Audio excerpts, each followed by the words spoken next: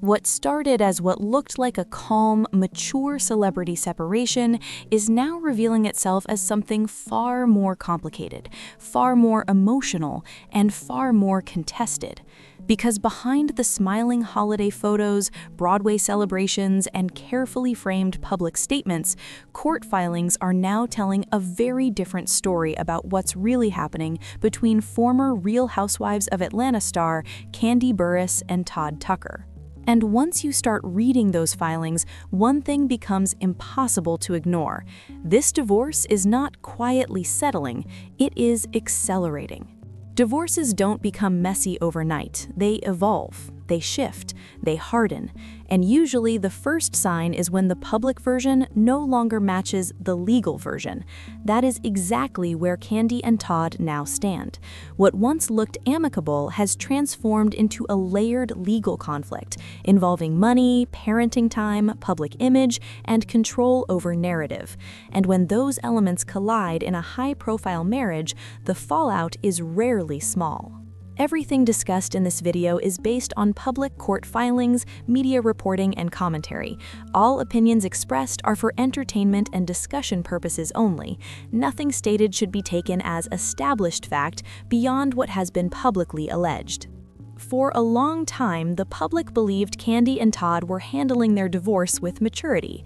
We saw them appear together with the kids. We heard Kandi speak calmly on Amazon Live about co-parenting. We watched as she prepared for her Broadway performances in New York while discussing holiday plans involving the children. The image was stability, respect, cooperation. And in celebrity divorces, those optics matter. They reassure fans, they protect brands, they preserve legacies.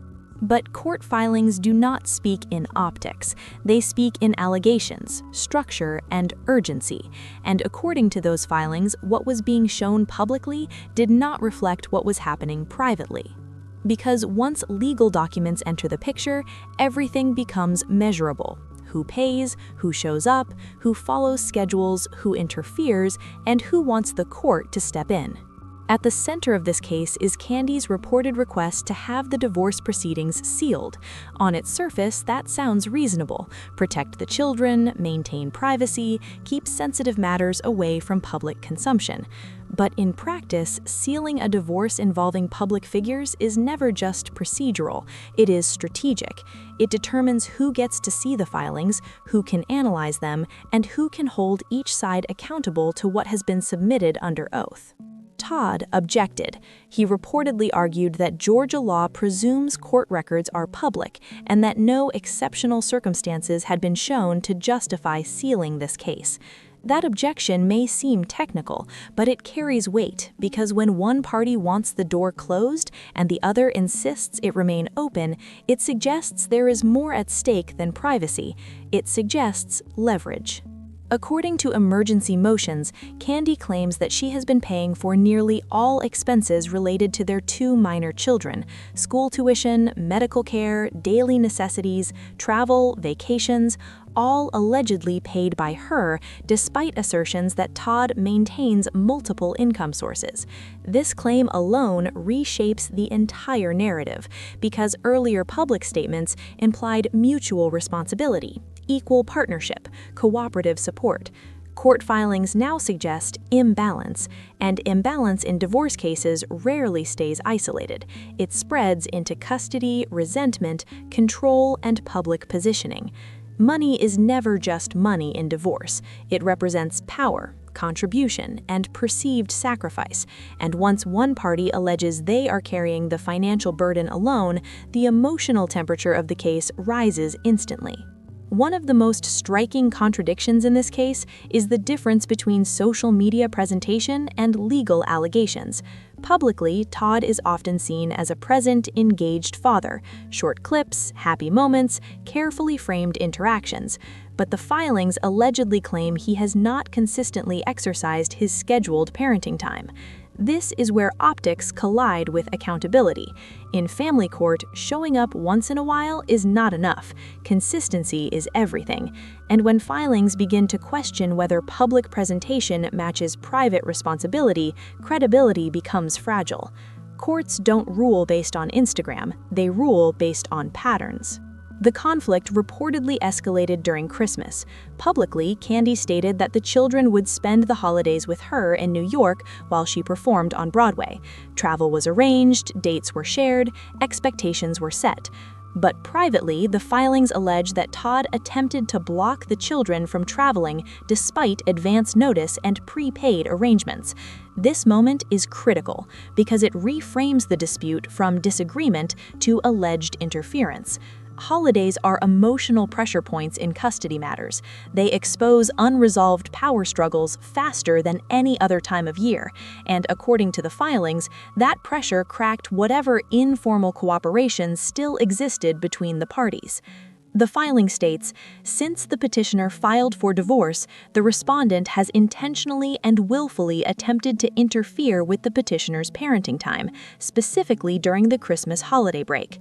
That sentence alone changes everything. Because once interference is alleged, the court no longer treats the case as a misunderstanding. It treats it as a potential pattern, and patterns are what judges act on. Kandi is now asking the court to impose a temporary parenting plan. Not suggestions, not discussions, not negotiations. Orders.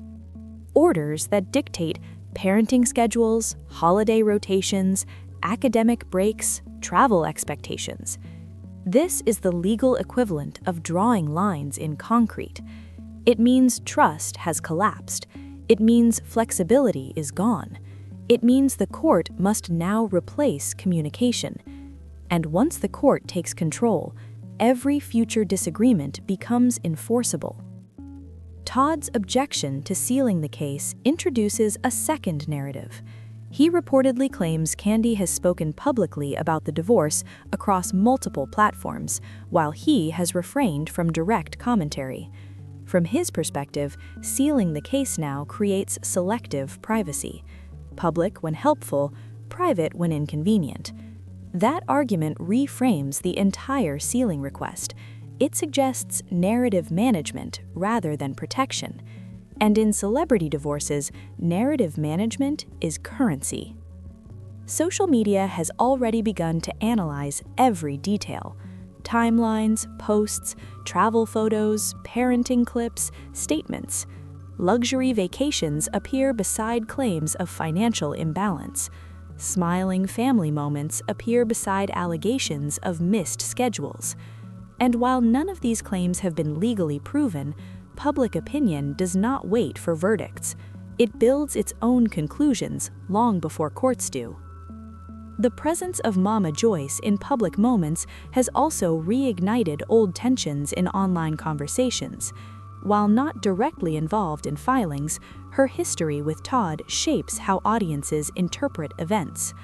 In celebrity divorces, history never stays buried.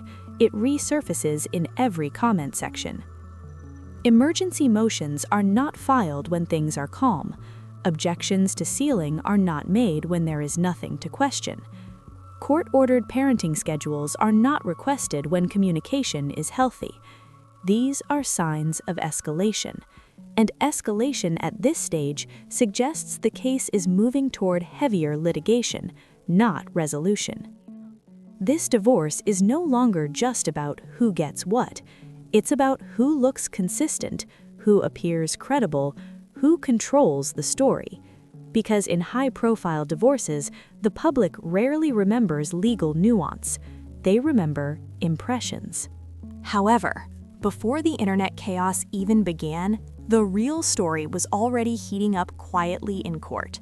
Todd Tucker reportedly objected to Kandi Burruss's request to have their divorce sealed.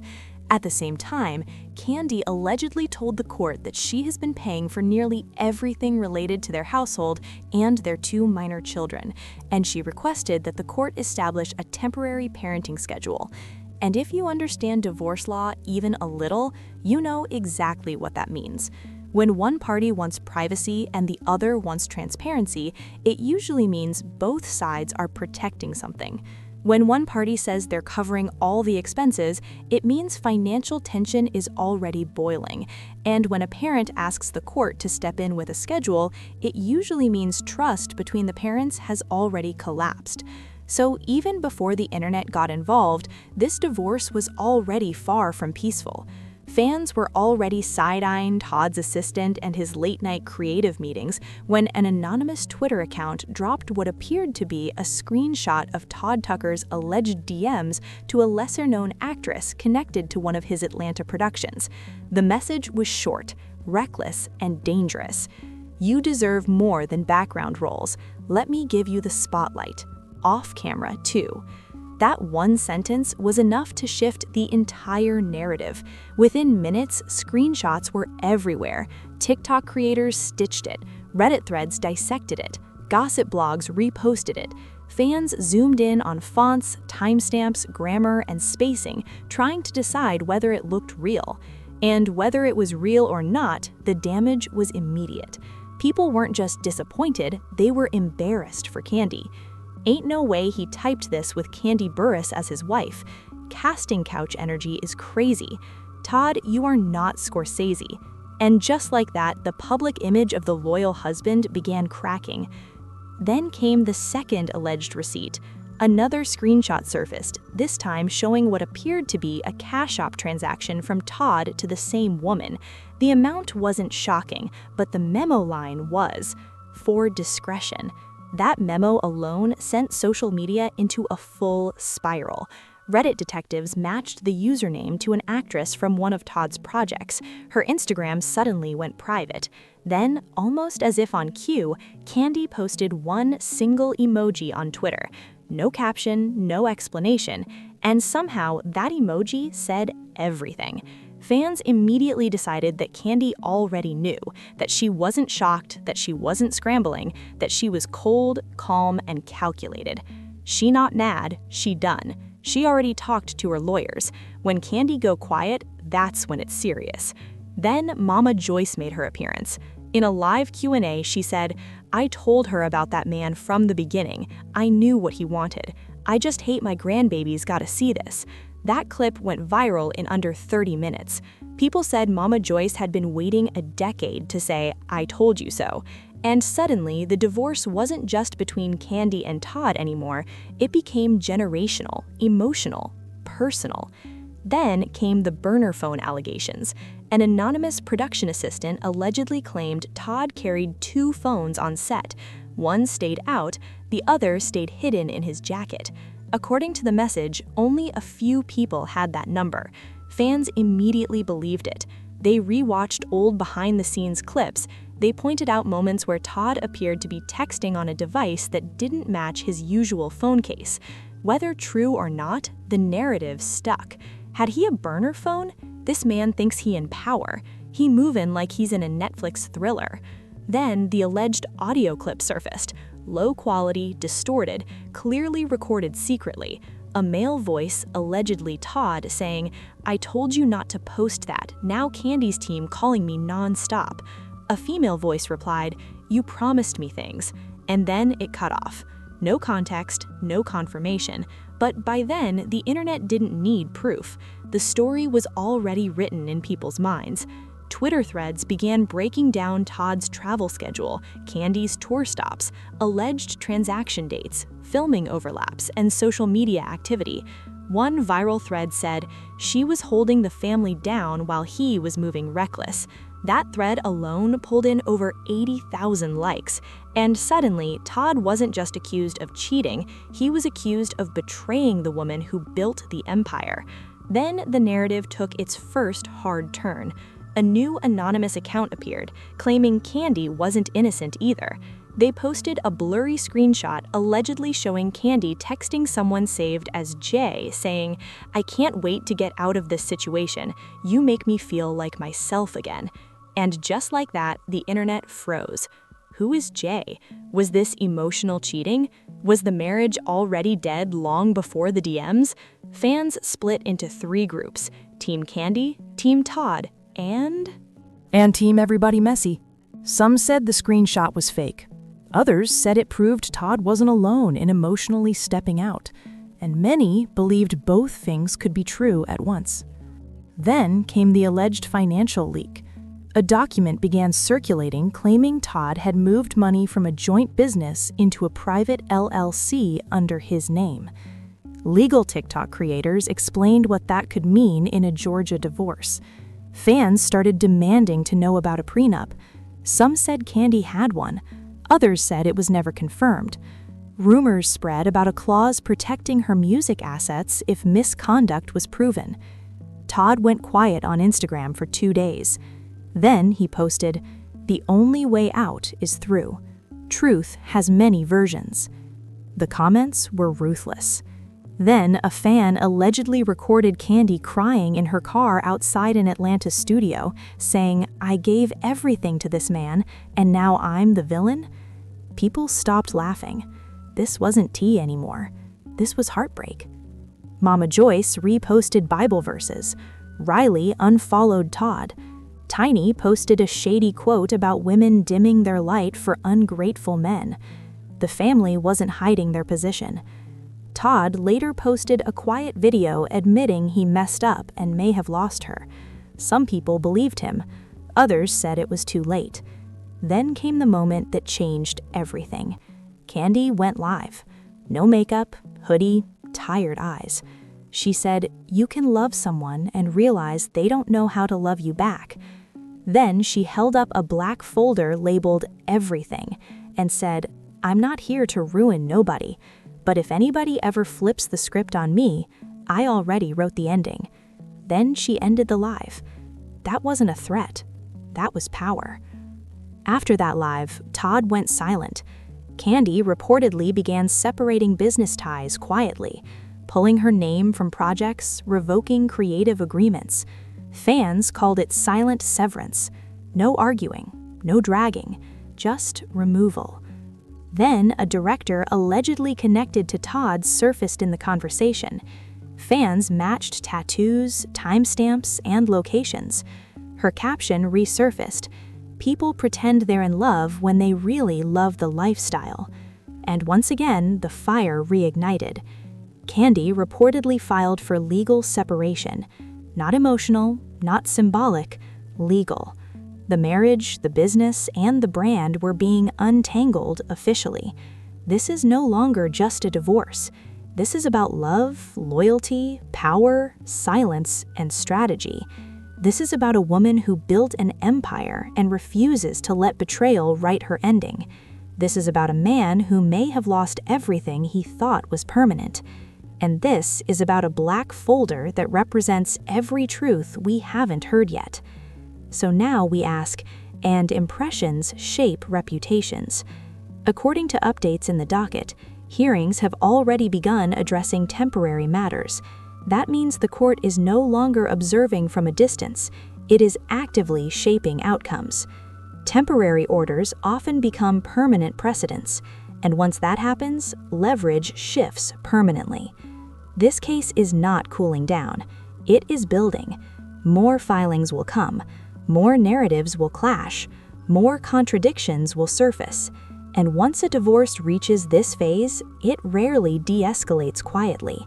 The tragedy isn't just the marriage ending. It's trust collapsing in real time.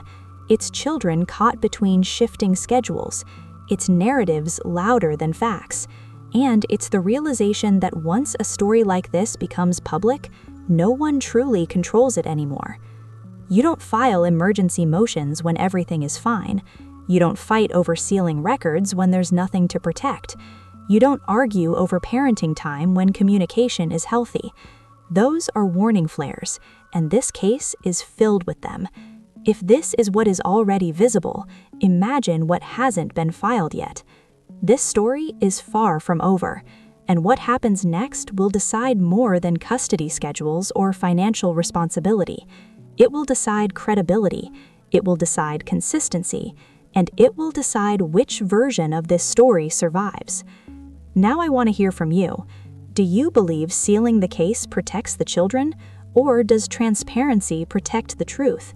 Drop your thoughts below, because cases like this don't fade quietly.